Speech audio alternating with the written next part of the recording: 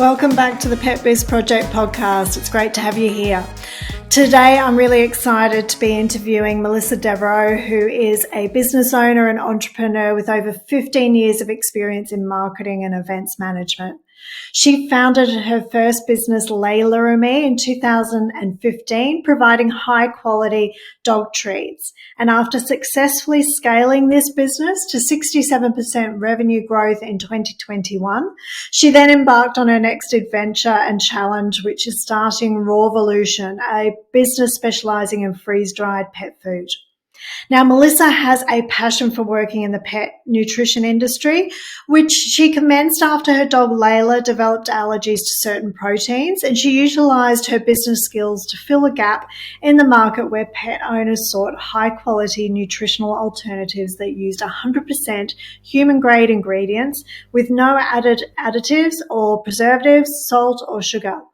So today, Melissa and I talk about the challenges that we face as business owners when you're trying to grow and still try and do everything yourself, and the importance of recognizing when you're better to outsource and to build a team around you to support the areas that you're maybe not the strongest in, and make sure that you're reaching out to those that do have expertise in certain areas for help and getting advice.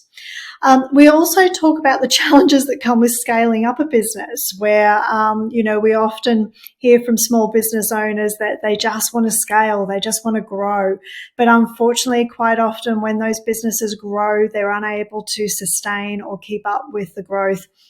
So we talk about those challenges that come up when you do start to grow your business and scale things up.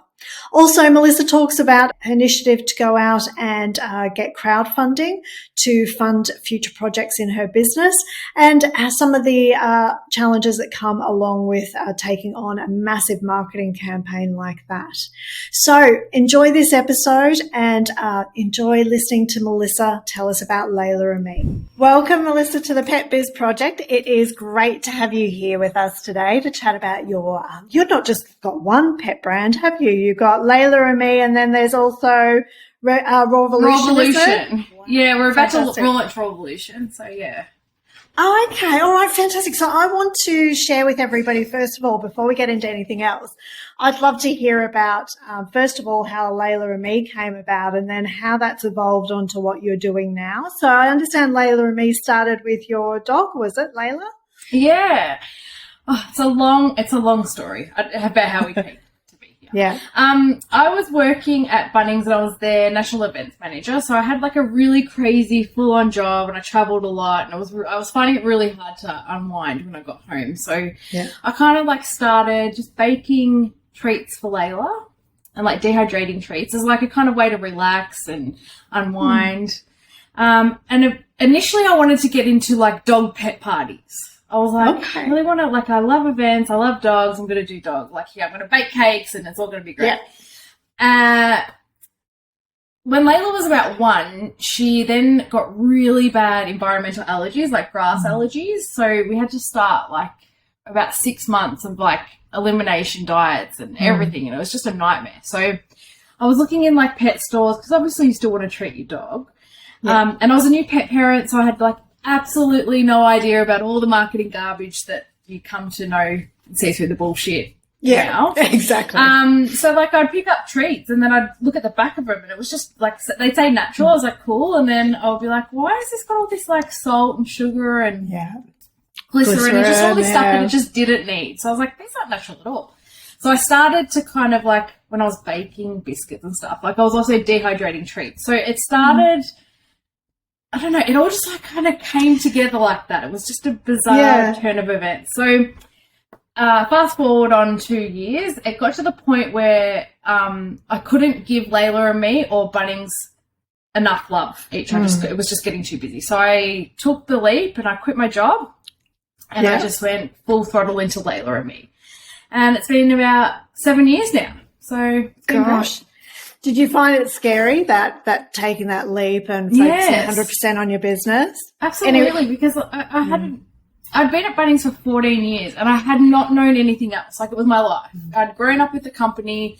I'd literally worked my way through all the ranks of the company. And honestly, hand on heart, I loved my job. So when I had to make that decision. It was kind of like I was mourning my job, but I was excited for the future of what I could create. Like I had no business experience. I had like retail experience and event management experience, but no kind of business manager. Like it was so you just into the financials and stuff like that. I still like cringe about that. I outsource all of that because I think what I can't do, I'm not going to kill myself over. Just outsource it. Yeah, but so I thought all kind of evolved from there, and it's just that's the story. Fantastic. And so Laila Me's been going for, is it 7 years now? Yeah. Yep. Fantastic. Gosh, it's a long time. I think one of the things that, I mean, I've got a dog as well, Ash, who suffers from a huge amount of allergies as well for, you know, a long time now. So I understand the frustration and the pain of trying to, you know, keep life fun and interesting for them, but also manage the allergies and the reactions to those. So I understand the pain, but it's, but also I suppose one thing I wanted to talk about with you is because 7 years you've been operating like Laila Me. Right now, like I see you everywhere. Yeah, everywhere I go, you're popping up in my social media feeds. Everybody, every other pet business owner I speak to, they know of you. They, you know, highly talk about you and your brand and stuff. So I suppose one of the things I want to talk about is it doesn't happen overnight. You know, you don't just think up a product and put it out there. I wish it did. 6 months later, you're taking over the world. Yeah. So, and I like literally, I see people in business groups like, I've had my business for like 3 months and I've made it, I've scaled it to $100,000 a month. I'm like, really? Because that does not happen. Like, there's more to that story, I'm telling you. It takes a very, very long time. Yeah. And especially in an industry like pet treats, oh, God, it wasn't as saturated when I started, but it is so saturated now. I look through all of my Facebook, and it's just a different treat company popping up. Yeah. It does, it's tough. Yeah, it's absolutely right. It doesn't happen overnight. And I suppose that's where it becomes so important to find how you're different to others and your unique individuality and to really express that. So I suppose one of the things you use to stand out or helps you to stand out is your story of actually being relatable and saying, look, I have shared your pain of having to find, you know, dog treats that are actually natural, that do have, you know, nothing fillers and additives and things like that. How else do you find what else do you find helps you to stand out in a crowd with your business? Well, as you said, being relatable. So there is a face and there is a team behind this brand that we will happily share. We will get on our socials. We'll chat to our customers. We go to like so many trade shows and dog lover shows so we can go out and meet customers, but also get like instant feedback on something. Like, we will do a poll on like our Christmas products. What do you want to see from us? Like, we really want to engage with our customers. So when we pull out new ranges, it's not like we've just sat around and thought about it as a team, but we've actually like gone and done a bit of like research with our our customers. So like, for example, once a year I'll send out a massive dog lover survey and I'll give out like a $25 gift card for everybody who goes, because it's a long survey. It takes about 15 minutes. Yeah. But I have asked them every single question about their dog, about their lives, about where the dog sleeps, what the dog eats.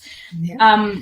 So it's being relatable, and there's a face behind the brand, and it's also getting, like, I've grown this brand, not just me, but like with all of my customers. They've all been along for that journey, and they're all loyal, and it's just great. It's just really heartwarming that we can all kind of evolve together. So I think that it's really important that you have to be engaged with your customers. Yeah. But also really give a shit about them as well. Like, and you've just launched a supplement range, which looks like a amazing launch party that you had, by the way. Yeah, it was so fun. It was so fun. Which is great. But did that supplement range come from that feedback that you received from your customers? Is that where you got that inspiration, or is that something you've always wanted to do right from the beginning? Well, it was a bit of both. To be honest, like every year, I'm in a saturated industry. I need to be having a unique customer offering, but make sure that my customers actually want to buy it. So every year I will go, well, I didn't because of COVID, but every year I try and get over to like international trade shows. So for example, like Global Pet Expo or Super Zoo, and I will go every year to see the trends and see what's coming. And then I will kind of adapt that so we can kind of bring it into Australia. So, for example, 2019, CBD was like massive. Obviously, we still can't get CBD in, but I'm like wanting to as soon as that happens. But this year when I went to Global and Super Zoo, I saw that there was a big trend and push on nutritional supplements for dogs. Yeah. But it was the same joint and health, skin, calming. It was like the same 5. So like you could see that these were the pain points for customers. Yeah. I would then go out and say, hey, like what do you struggle with your pet? And also I know that my customers have followed me for a very long time. So our dogs would be about the same age. So that's another reason I introduced the senior blend, where I haven't really seen that with other people that do supplements, for example. So I kind of looked at it, was like, oh, I want my dog to live forever. We kind of all do, but I've developed like a nutritional blend that's got really great properties in it to kind of slow, you know, degenerative brain disease and joint health and like everything to kind of keep them, you know, puppy-like. Yeah. Okay, I'm just rambling. I can't even, like, where did you...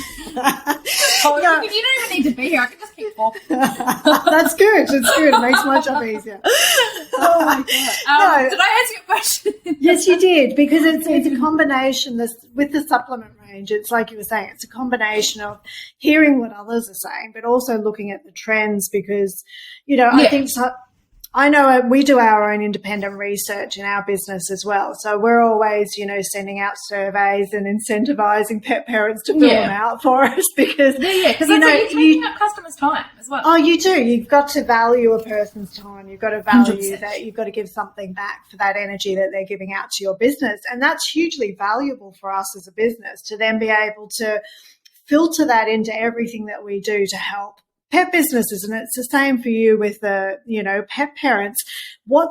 I suppose one thing that really stands out from what you said is that it's constantly evolving. It's not something that's static. You know, the relationship and that bond that people have with their pets grew so much stronger than it had ever been over COVID and lockdowns. Yeah.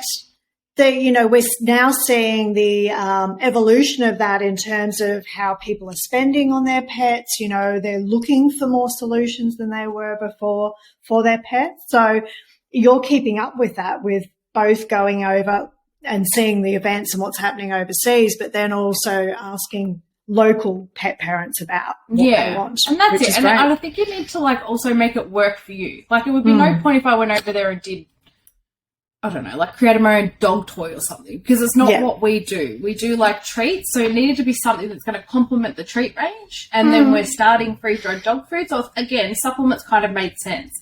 Yeah. But you need to kind of look at that.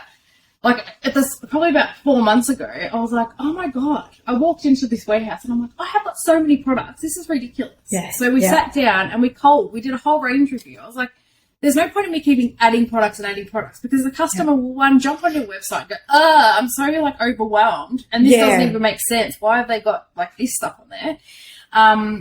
So you evolve, but you also need to be really cutthroat about your offering. And if it's working, it's working. And if it's not, get rid of it. Yeah. There's money sitting on the shelf that's going stagnant and you're confusing your customers. Yeah. Be really clear. Yeah. So what did you think of Super Zoo? I'm interested to know. Did you have a good time while you're there? Great, honestly. Like I went in 2019, it was busy, but this year it was busier. You kind of walk in and you're like, this is like small. Okay, like why do people need 3 days? I'll be like, I'll just bang it out in a day. No, like you need 3 days. And by the end of it, you're like, I don't think I've seen everything. Yeah. But it's just great to go and network and, I don't know, make like just, again, networking. Like there's people there, companies there that I've met and I could just draw on their information and they can do the same for me. So, and I think it's something I was talking about with Katie and Shell from Pretty Fluffy on one of our other episodes the other day, was that, you know, there's such a community attitude towards pet brands these days. Like I remember it used to be really like competitive and I'm not going to tell them what I'm doing and all that kind of thing. But these days I'm seeing more and more, especially the small to medium pet brands coming together and partnering and collaborating and sharing ideas and actually seeing that, hey, if we actually work together here, we can achieve so much more. So, which I think is a great attitude to see coming through. Because I think we've all got the same goal. We all want to like give great products to our pets, and if I hear about something great, I will literally share it. I'll be like, hey, I've used this with Laila. It's fantastic. Yeah. And the same, like it's same. Yeah, I think we've all got the same common goal. Fantastic. So tell us about Rawvolution. So do you create, you've got a factory, have you? That you're yes, I've got 2 factories. From? Yeah. So we manufacture in Bendigo and then we send out the products in Thomastown. Okay. So I've outgrown the space in Bendigo. Well, we never really, well, the thing, it was just a disaster. So 2 years ago, we were like, right, we're going to start manufacturing. And like, I would not know the first thing about manufacturing. I wouldn't know the first, like, I've learned so much, honestly. Sometimes I think, why?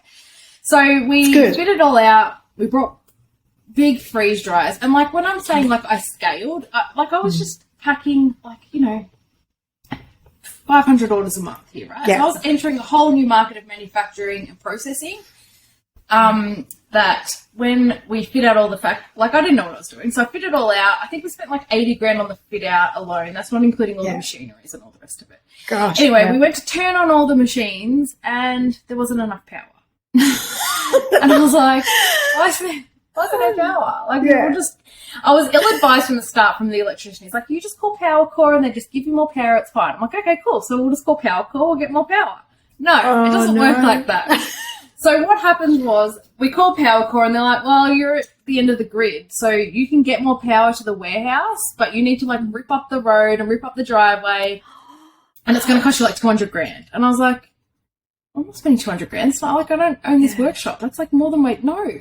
Yeah. So we had to scale back and only dehydrate. We can freeze dry like a little bit. We've got the small freeze dryers there. So at the moment, we're really only running Bendigo at a 20% capacity. So I wanted to launch Rawvolution, oh my God, about 18 months ago. I've had these recipes. They've been tested. I've sent them out to dogs. They're ready to go. Yeah. We just can't keep up with the demand, to be honest. Like, we are trying to put our treats first, obviously, because that's our bread and butter. That's, what's keeping that's what's bankrolling Rawvolution. Yeah. But at the moment, until we move and find a new factory and consolidate them and then turn on the big freeze dryer, we can't launch Rawvolution at the moment. It's a real frustrating, annoying. It's killing me. Yeah.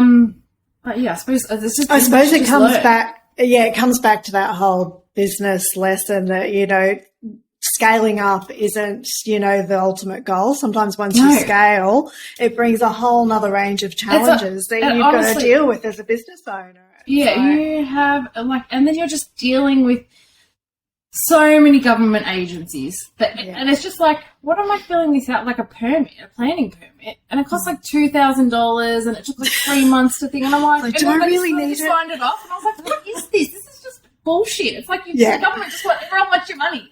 Exactly. So we're in like a holding pattern at the moment for that reason.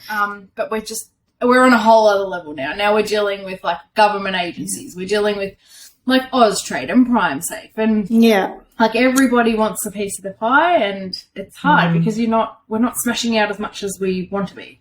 Yeah. And Rawvolution is still not properly launched yet, is it? No. Okay. But with Laila Me, you produce your own branded treats, but then you also sell wholesale to other pet businesses, is that right? So we do a little bit of contract manufacturing. So if someone wants their own freeze-dried pet food or a specific treat, we can create that for them. Yeah. And then they will just send us their packaging and we'll package it up for them. Fantastic. Or we sell our treats bulk wholesale for other pet brands if they want to sell it under their brand and do it, package it themselves. It's a great opportunity for small businesses, isn't it? Where, they don't have maybe the funds to invest in their own operation. They can really partner with you guys to create those products for themselves. Yeah, and then based on like what state they're in, like Victoria, for example, like the laws have changed and you do need a PrimeSafe license, even if you are rebagging from a manufacturer that has a PrimeSafe license, whereas like New South Wales, a little bit looser, they don't really care as long as it's from a licensed manufacturer. Queensland, again, is just as strict. So we will guide our customers on, hey, you can do this or you can't do that, or I mean, that's great advice to be receiving as a business owner. I know I've lived in multiple states of Australia, and it just blows me away how everything's so different in every state. Oh my God, like, honestly, I just wish it was regulated nationally. It would just make everyone's life easy. I think it's a money-making scheme by the government. Yeah, no one wants to touch it. But they've taxed everything else. Look, you guys can make money off this. Hello. Yeah, exactly. Oh my God.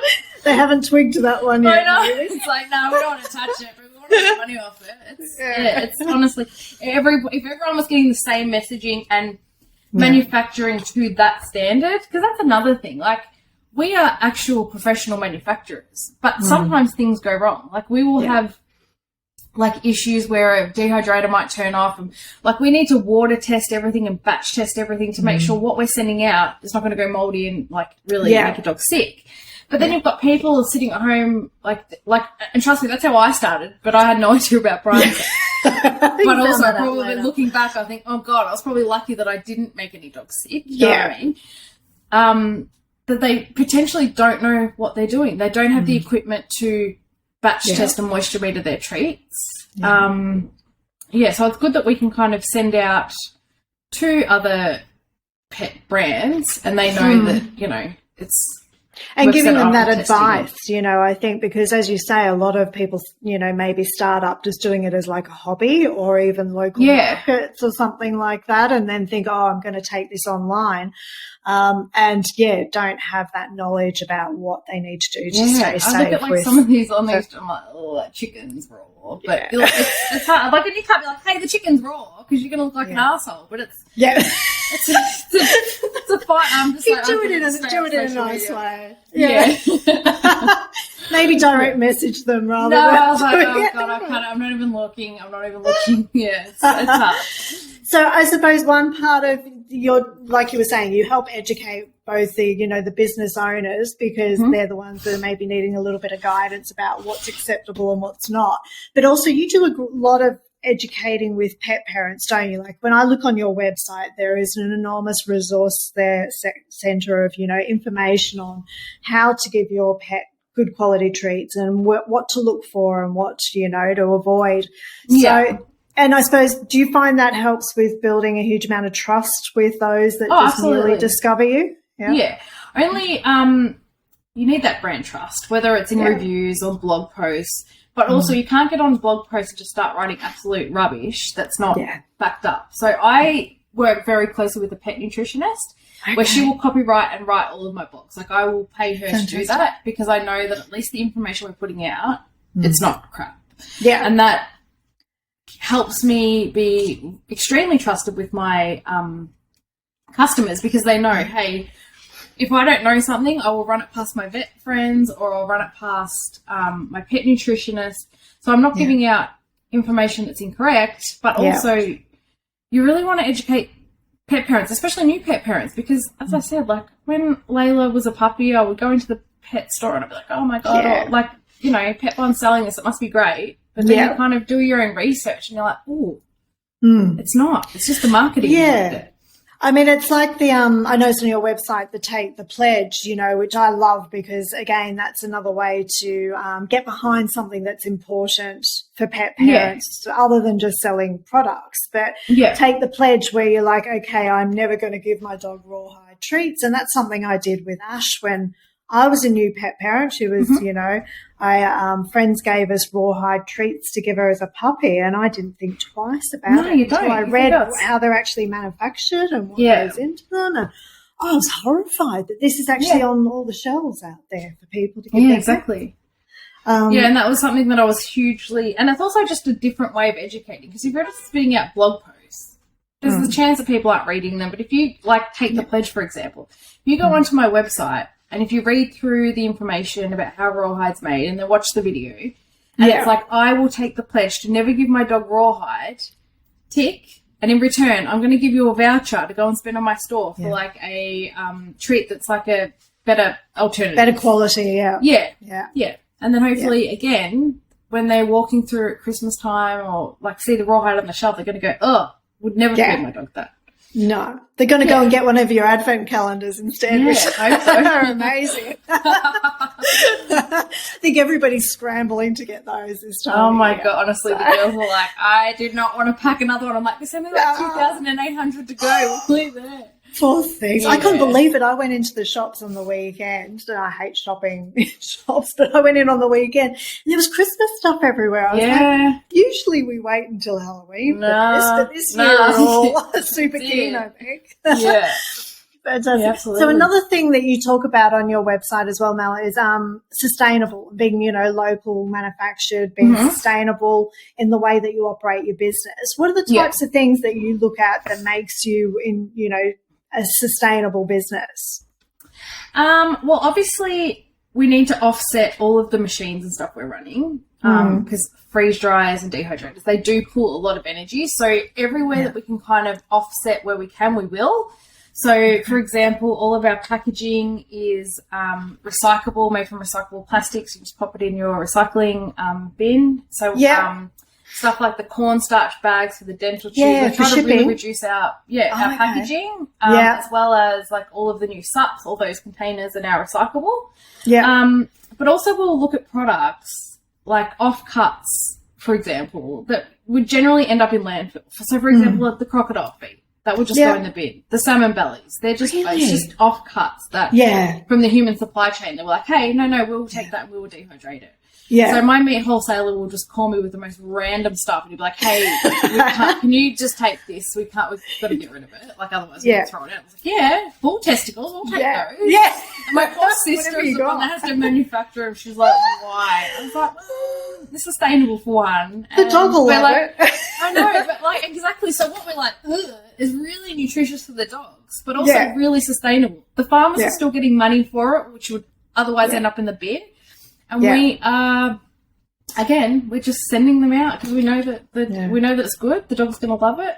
My sister hates prepping it, but so we're trying to be sustainable in all of those kind of ways that we run our business. And again, I think like we were saying earlier, it's just business is constantly evolving. It's staying on top of all that stuff. It's not just coming up with your product and getting it out there, but it's also looking at how you operate as a business. Yeah. And, what else you can be doing to help to make sure that we've got a good future ahead of us. Yeah, absolutely. And you use, I know you use brand ambassadors a lot as well with your Laila Me, is that right? I think I see Ruby Red Dog or something. She's very nice. Yeah. Honestly adorable. And that just came down from when I started this business 7 years ago. I had no funds for marketing. So you have absolutely no funds. So you would be on Instagram. And I started as an Instagram business. Like, don't get me wrong. 90% of my customers would come from Instagram. So I've got a really big following on there, which is fantastic. But obviously now, I've got customers, export customers, we've just grown and evolved. They're not all sitting on Instagram at the moment. But it was just a really cheap way for me to market. It was like, hey, can I send you my product and can you take some photos and put it on Instagram? And that's how it kind of evolved. So I still do that for this day. I think it's absolutely fabulous that you scroll Instagram and you'll see people with your products and then the customers will want to get involved. So then go and take cute photos and then you reshare. So I think it's a really cost-effective way to get your products in the hands of customers, but also influencer marketing. It's good.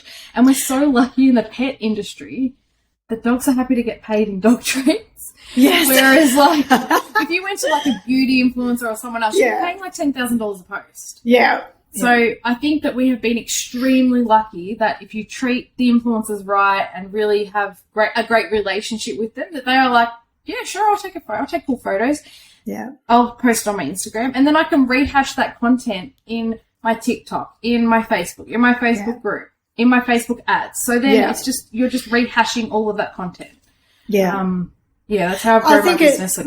It's partnerships. We're seeing more and more partnerships. What gives you that ability to grow your business without that marketing spend. Because and it's not. I think sometimes a lot of small businesses think that it's just what I've got to do to get ahead. But we're seeing more and more the big brands out there are all partnering together. The big businesses, especially, I mean, we focus on the e-commerce side of things, and just, seeing, partnerships between, like Shopify and Klaviyo, which we use for email marketing, those big businesses are now coming together to partner because they just see that we're stronger together than we are on our own. And, you can offer so much more to your audience if you're bringing in, if you're seen as that trusted expert, you can bring in all these other trusted experts, and pet parents love it because they're like, well, I don't have to shop around. You're telling me who you recommend absolutely. and who you think is great, and that you're making my life easier. So it positively impacts on you as well. So absolutely. It's great. I think it's lovely to see it happening. So as a business owner, can you share with our listeners sort of what are some of the challenges that you've experienced over those 7 years and sort of how you felt you overcome them? Well, a big one was moving into a factory with no power. Yeah. Like when I found out that, I was like... pretty huge challenge. I was literally ugly crying in my bedroom all weekend. I was like, I'm done. I am so done. I'm so far into this. Like I have just we're done. I was like, oh my God, I have to shut this business down. But again, I then outsource. Like at the moment, I love, like, if I could just market and just be a marketing manager of my business and get a general manager, I 100% would do that because I just love the social interaction with people and the marketing side of it and running digital marketing campaigns. Yeah. So I was like, I can't do all this. It was so overwhelming. I was like, thought I was going to quit. I didn't. I dusted myself off. I started to hire a business advisor who then just took over like all of that side of the business, the permits, how we would start to get return on investment on what we could do in Bendigo, because I still need Bendigo because I can't run my business without a Prime Safe license. Yeah. I would never be able to get Thomastown, like the building code. It's an old building. We would just never be able to get it to code. So still, I had to make Bendigo work with what I could, but it was just so overwhelming. Like financials, hate financials. There's just stuff in this business that I literally moan about. Yeah. And then I'm like, no, I don't want to do it. Just like get someone else to do it. So now I've got a business advisor that will manage all of that. So she kind of acts like a general manager for my business. She will teach me, or she'll go and do it. Yeah. But then also I've got another business coach for digital marketing and Facebook ads. And then like I'm in a mastermind with 20 women. And I have been for 2 years. So it's great that we can kind of network and, like, we're all different. We're all not pets. There's, like, fashion, skincare, like just women going through the same sort of issues. So when you run your own business, it gets so lonely because you're like, you can't go out there you don't want to be experiencing those challenges on your own, do you? And exactly. And it's like, I can't, like, go and whinge and moan to my team members because they'll be like, oh, my God, have I got no job kind of thing. So I suppose it's surrounding yourself with professionals and consultants that really know what they're doing. Like, in the end, I was, like, hiring consultants that I never knew existed, like electrical engineers and, like, food safety consultants and stuff like that. So, it's those kind of things that you have to overcome, but you just don't have to do it all as a business owner. Like there is some things you just need to reaching outsource. Out, and you don't have to know everything. You don't. No. It's that whole self-worth thing. I think of getting that you don't have to be everything to everybody. That 100%. You can't. You can't spread yourself that thin. You've got to have that as support. That circle around you that are going to lift you up and keep you on the right direction. So that's good. Oh, God, if I think about in accounting or tax return, oh, my God, I'd be 100% on about they'd be like, what are you doing? You just have no idea about this stuff. It's okay to outsource it, honestly. Just save yourself a headache and, like, 30 hours of just, like, that you could be doing, playing to your strengths. For example, if I was to, like, go through 30 hours of, like, financials and kill myself over and it was wrong in the end, where I could be putting that 30 hours into, like, building meaningful relationships with my customers. That's where my time is better spent. Yeah. So great. Definitely. So that leads me on to my next question is, like, we talk a lot about on the Pet Biz Project and within our business about building meaningful relationships with pet parents. Don't focus on selling. Focus on building those meaningful relationships with pet parents, and then the sales will come. What do you think is key about building meaningful relationships with pet parents? Oh, I think I've lost you. Oh, sorry, are you there? Sorry, I just lost that. Sorry, I think we dropped off for a second then. Did you hear the question? No, what was the end of that question? I was just saying that, with building meaningful relationships with pet parents, what do you think is key within how you run Laila Me? How do you think it's key to, building your business, creating those relationships with pet parents? Well, for example, I think that I'm not going to sell one of my products to a customer that's got an issue when I know that it's not going to fix it, just to make a sale. There is times where I've literally gone, hey, no, none of these supplements that I've worked are going to work for your dog, but Narelle Cook, for example, from Canine Ceuticals, or Angela, I've got a really good supplement. Use this. I use that on Laila. So I think that the customer's like, oh, well, they're not pushing their products. I'm not talking shit about it. I'm literally going, no, there's something out there that's going to be better suited for your dog, that they're going to have that trust. And they're going to come back and go, okay, well, when I, give them a treat or, say this product's really great, they're going to trust me because I know that I haven't just gone and upsold a product that's not going to be fit for their purpose. Yeah. So I think it's being really trustworthy. And that takes a very long time. Again, I've put all the education on my website. Like anyone who slides into my DMs, we're like, hey, I'm happy to have a chat.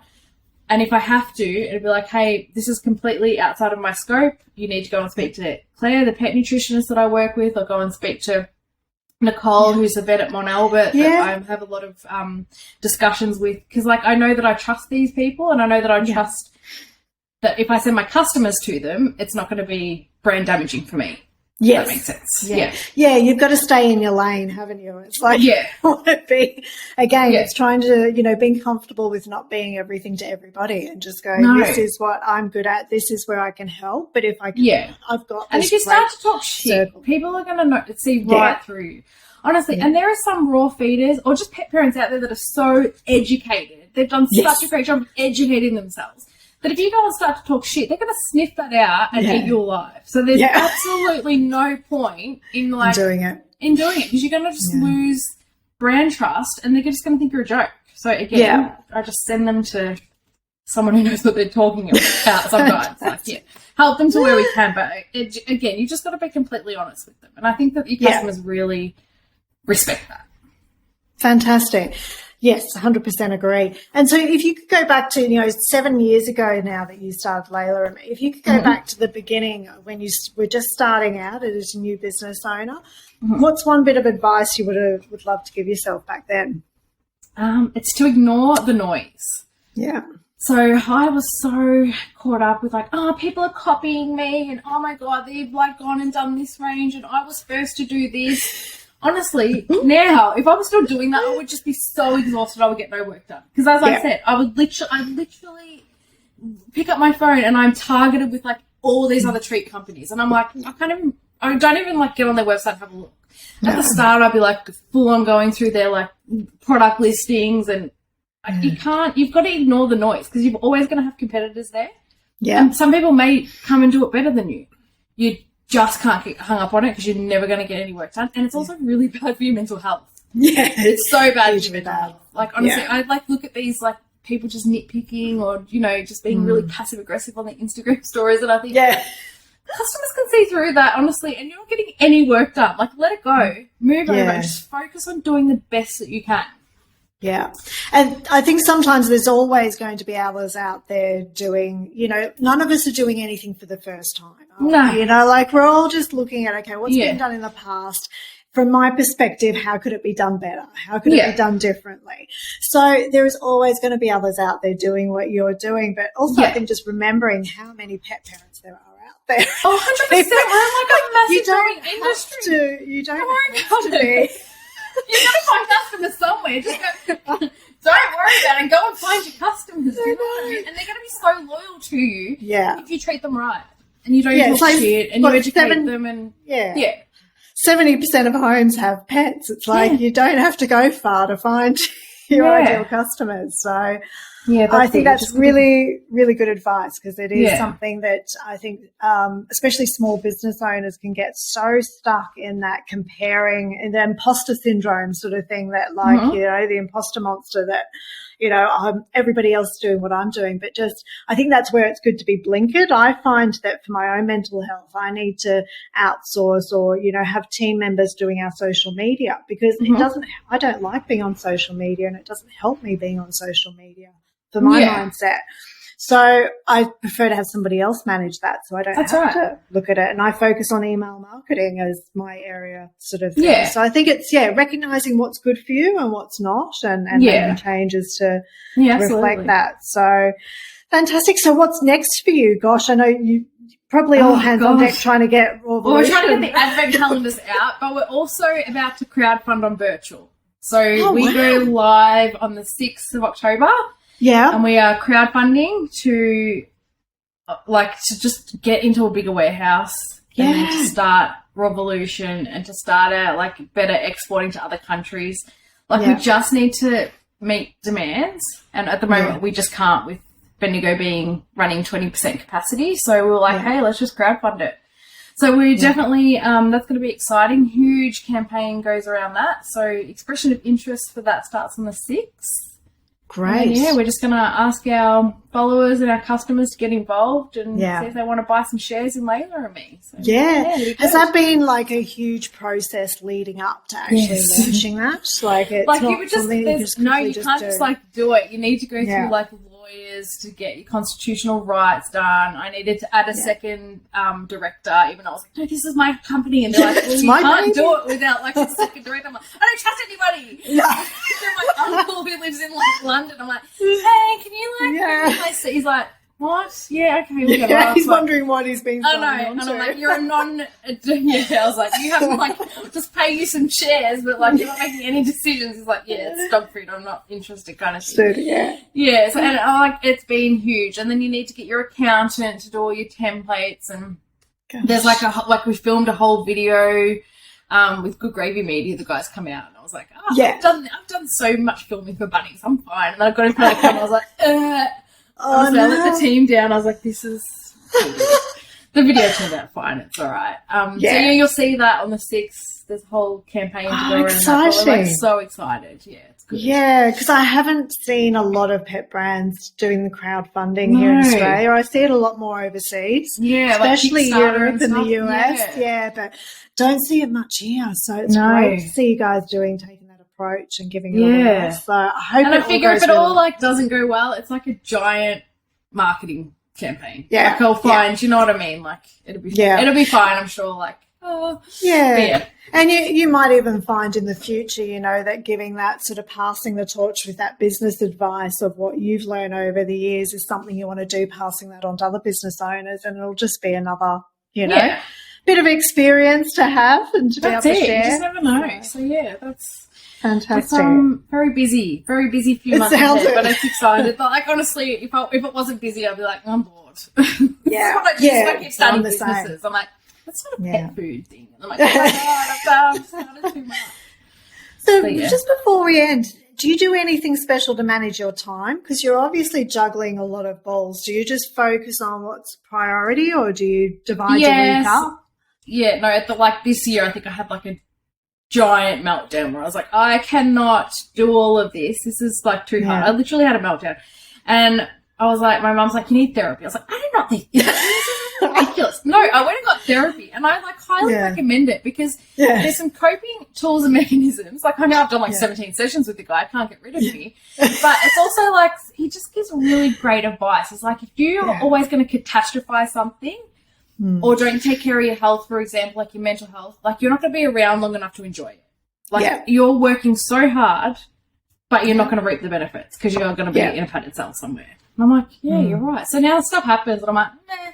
And my business advisor was like, I'm a bit panicked. Why don't you panic? I was like, it's fine. I'm sure it'll work out. We'll get through it. Yeah. Yeah. I think it's a good attitude to have. I think something that helped me many years ago to shift my perspective was that, whenever there is that big challenge or that thing that's just overwhelming you, just recognize that it's just pushing you to step up to that next level, and you've got to go through that And it'll pain to pass. get the other side. You know, you've got to grow, and you can't stay in the comfort zone. So, and that's it. That's when I restructured everything. I was like, I cannot do everything. So that's when I brought on the business advisor, and I brought on more team members. And now I've got like such a great structure. So we've got Jazz in the warehouse. I don't need to worry about orders or warehousing. Yeah. She's managing it.